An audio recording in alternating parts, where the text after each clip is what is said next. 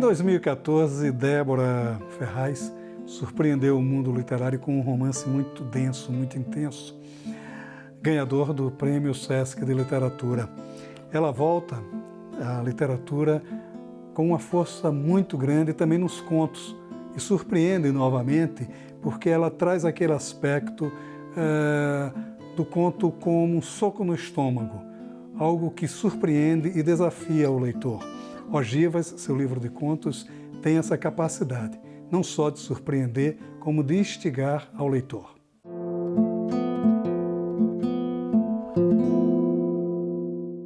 Débora, vamos falar do Ogivas, que é seu mais novo livro, um livro de contos. Você que começa com um romance, a sua carreira literária começa com um romance, ganhador do Prêmio Sesc, Enquanto Deus Não Está Olhando. Qual a diferença entre trabalhar o romance e trabalhar os contos? Quando é que você sabe que uma história tem fôlego para um romance? Primeiro de tudo, eu acho que escrever um romance é muito mais fácil do que escrever contos. Eu nunca penso, a história tem fôlego suficiente para virar um romance. É mais eu penso, essa história eu consigo enxugar para um ponto, consigo enxugar até sair dela um ponto. Então, o processo é meio inverso. Eu me considero uma pessoa que costuma ter mais ideias que são naturalmente um romance, e outras, muito poucas delas, virariam um conto, né? Eu vejo nelas mais um ritmo de conto. Sempre foi um desafio tremendo para mim escrever contos, e eu acho que eu não teria conseguido fazer o Ogiva se eu não tivesse encarado mesmo essa dificuldade minha, que passou a surgir, sobretudo porque depois do primeiro romance, comecei a deparar com várias demandas, assim, né, de pessoas, dá um conto para a revista, será que tem como você dar um conto para essa antologia e um conto? E eu fiquei pensando, nossa, eu preciso de contos, eu preciso uma deficiência minha. Tinha duas saídas para fazer aí, né? Ou eu podia assumir, não, eu sou romancista e não vou... Ou eu iria encarar, né, a dificuldade. Resolvi encarar, até porque a minha vida de leitora começou lendo contos. Eu digo que o livro que me fez me apaixonar pela literatura foi o Venha Ver o Pôr do Sol, da Lígia Fagundes Telles. Digo isso desde que comecei, né, a ser perguntada a respeito. Então, aí, eu meio que consegui encontrar um cerne comum entre o romance e o conto, e comecei a trabalhar, e trabalhar, e trabalhar. Então, o Ogivas é um pouco fruto desse desafio. Os seus contos ele tem uma característica que é tradicionalíssima nos contos, né? Que é a busca da surpresa, né? Aquilo que o Cortázar chamou de soco, né? Do nocaute, né? Nocaute. A busca desse nocaute, né? Talvez aí a maior deficiência do conto, né? O Carlos Lacerda, político, não é mais político do que escritor, mas também um grande escritor, ele dizia uma coisa interessante: eu não tenho tempo para ser sintético. Quer dizer, essa também pode ser uma dificuldade para o contista? Eu acho que é uma grande dificuldade ser sintético. Para mim, um conto é muito mais um trabalho de lapidar do que um trabalho de necessariamente criar. Eu acho que eu, como romancista, trabalho mais como trabalharia um pintor de telas a óleo, né? Você está sempre acrescentando uma camada, você está sempre fazendo, contribuindo, criando mais camadas e mais camadas até a obra ter relevo. Já quando eu trabalho no conto, eu me sinto mais como uma escultora. Michelangelo dizia que o trabalho dele como escultor era pegar um bloco de mármore e tirar do bloco tudo que não era Davi. Então, é do mesmo jeito que eu penso. Eu levo, na verdade, muito mais tempo cortando, muito mais tempo tirando, palavra por palavra, parágrafo por parágrafo, até eu acreditar que eu tirei a maior parte, pelo menos, do que não era Davi.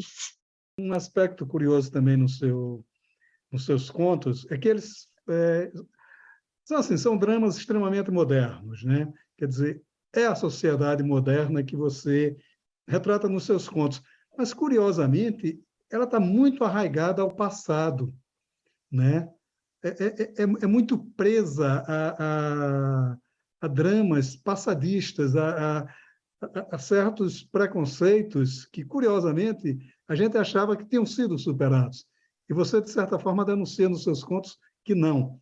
Como é esse trabalho nessa linha, nessa dicotomia aí?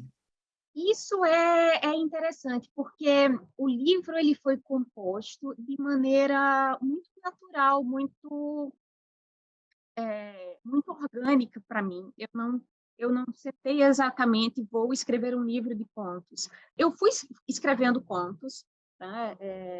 E em um determinado ponto, me, eu comecei a selecionar, meio que numa seleção natural mesmo, eu comecei a ver que os contos que mais me interessavam, né, os que mais eu gostava, os que mais me pareciam, gostei desse, me parece que ficou bom, né? E toda arte existe em cima deste termo intangível que é o ficou bom, né? E eu percebi que todos eles tinham essa temática em comum da violência cotidiana, não a violência de um nocaute literal, mas todos eles tinham essa violência que a gente percebe hoje um pouco melhor, e a gente percebe que ela estava escondida, mas ela estava lá. Uma vez que eu percebi isso, eu comecei a reforçar, a entender que era aí nessa direção que estava indo. E aí eu gosto de exatamente trabalhar com conflitos que são clássicos, né? Ainda um dia desse, uma pessoa me perguntou, mas Débora, tem um conto que é metalinguístico.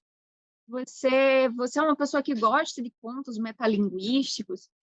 E eu falei, não, eu não gosto nem desgosto, eu gosto de contos que sejam honestos, eu gosto de contos que sejam, que tragam essa honestidade na carne, independente de ser metalinguístico ou não.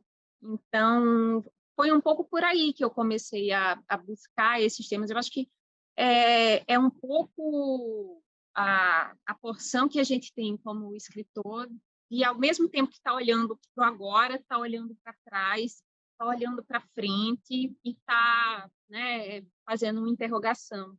No meio dessa interrogação, eu acho que existe o como. E esse tal nocaute, né, que às vezes a gente nem percebe que já foi dado na gente. Você fala de violência e tem um aspecto interessante, porque a violência não está intrínseca nos personagens, mas até no autopoliciamento que eles próprios fazem. Um exemplo, há um conto em que o cara que tenta deixar de fumar, né? Quer dizer, e é interessante que a ânsia dele parar de fumar não é uma preocupação com o próprio bem-estar dele, mas com o bem-estar alheio, né? Essa violência ela pode não ser direta, mas ela está nos próprios conceitos emitidos pela sociedade. Quer dizer, isso também é um paradigma profundamente moderno, mas extremamente arcaico também, porque é um tipo de violência que a gente sofre desde sempre. Como é trabalhar com essa sociedade também aí cheia de dubiedades, digamos assim, né? Porque vários contos têm esse tipo de policiamento, né? A menina que entra na farra, né? E deixa a avó em casa. Tem até uma cena curiosa nesse conto, que é a reação do ex-namorado, né? Que é a paixão dele é pela posse, não pela condição de paixão, né? Quer dizer, Uhum. é uma sociedade violenta em vários aspectos assim também, não é? Em vários aspectos. E é engraçado esse conto, porque particularmente é o meu conto preferido. Isso porque ele, na verdade, embora seja uma garota que está caindo na farra, mas ela não se sente bem na farra, ela não quer a farra. Então, isso é uma violência, não existe violência maior do que você estar triste no meio de pessoas felizes, né? As pessoas estão todas quebradas ali, né? Estão quebradas e não estão...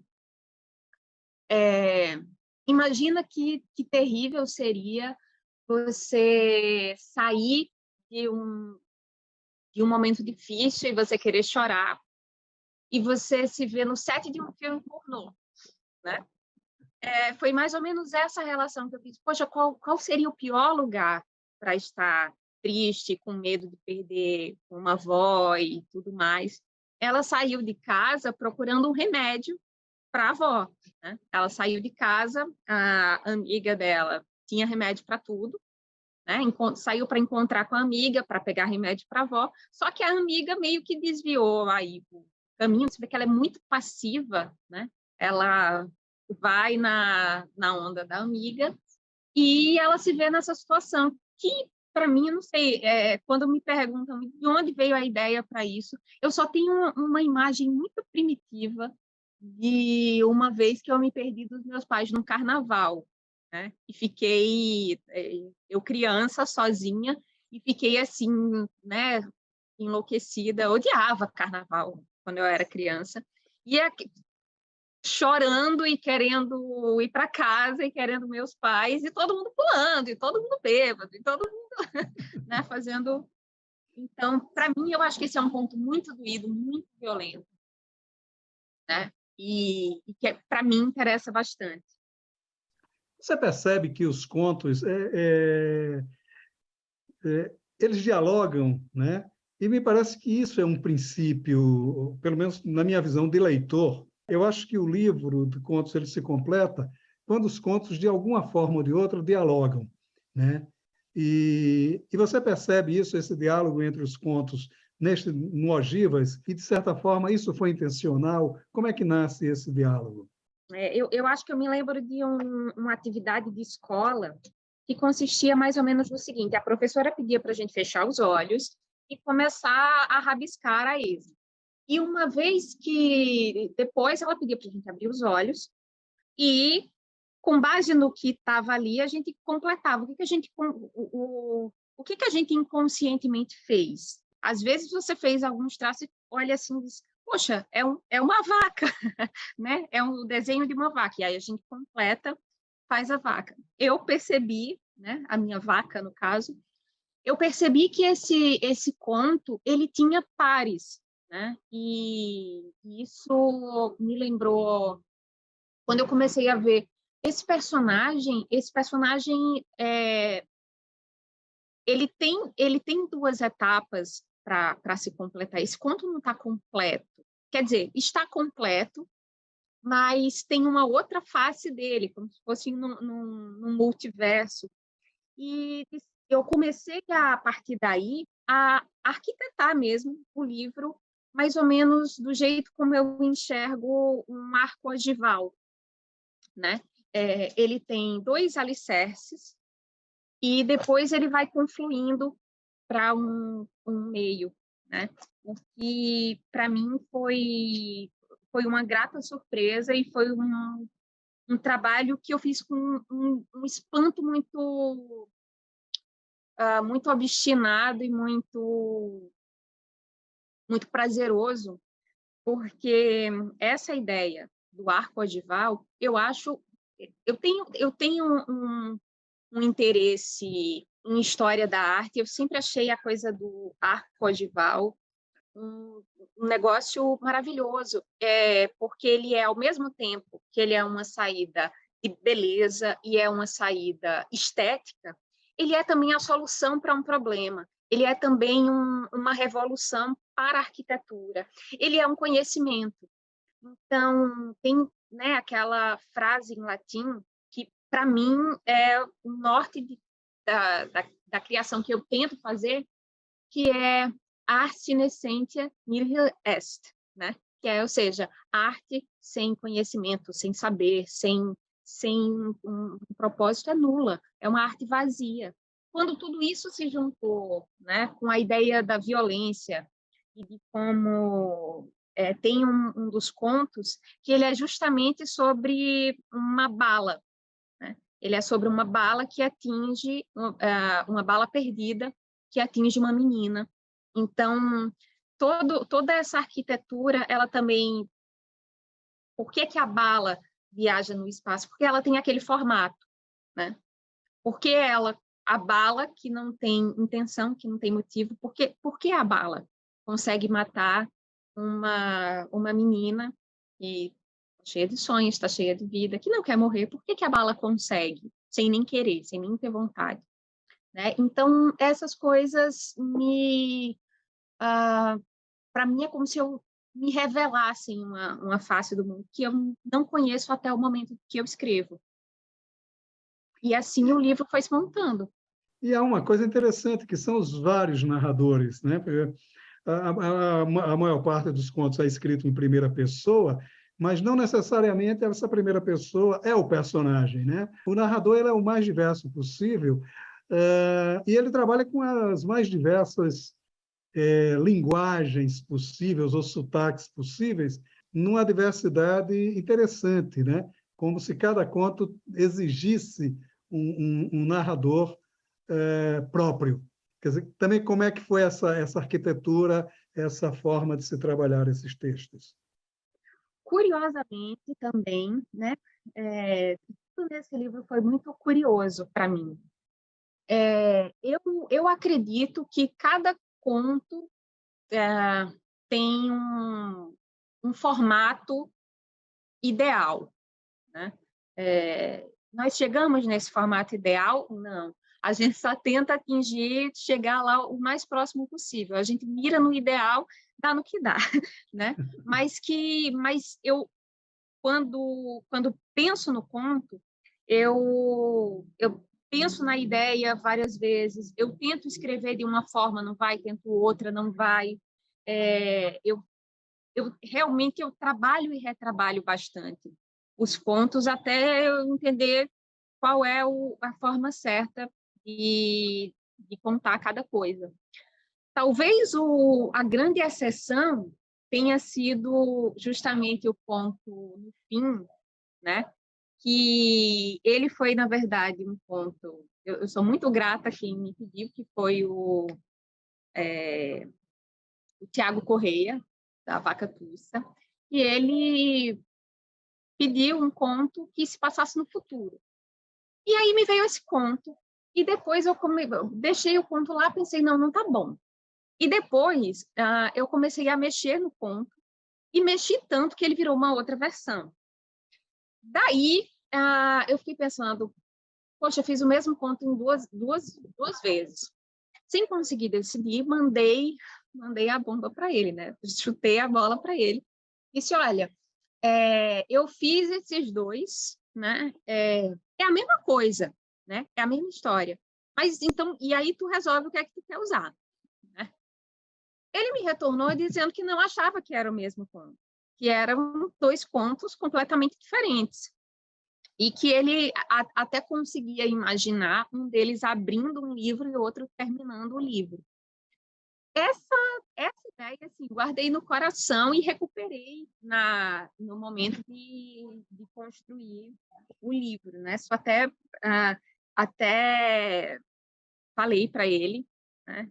Eu sou realmente muito grata a esses pequenos flashes que viram, né? Brotam dentro da gente. E eu acho que é isso. Cada conto pede um formato.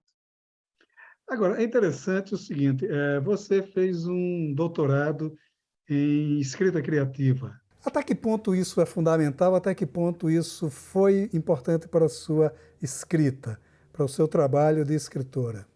Eu não sei se é mais importante para o meu trabalho de escritora ou se, de repente, para a minha veia mais cientista. Particularmente, eu gosto de pesquisar, eu gosto de entender, eu gosto de ficar me perguntando o tempo todo.